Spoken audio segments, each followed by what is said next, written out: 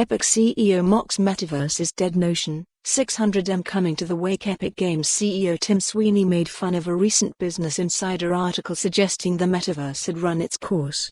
News. Join us on social networks. Epic Games CEO Tim Sweeney is just as optimistic about the metaverse as ever, after poking fun at a recent suggestion that online virtual worlds are dead.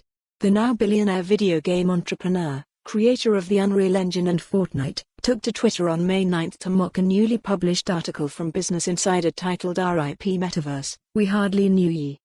The article by PR firm CEO Ed Citron suggested the once buzzy technology had died after being abandoned by the business world.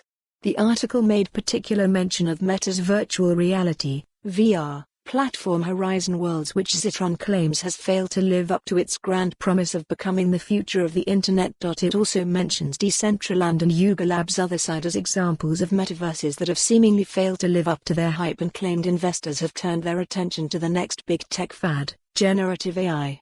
Sweeney, however, doesn't appear to agree, suggesting there are 600 million users across virtual world platforms such as Fortnite, Minecraft, Roblox, The Sandbox and VR Chat. The metaverse is dead.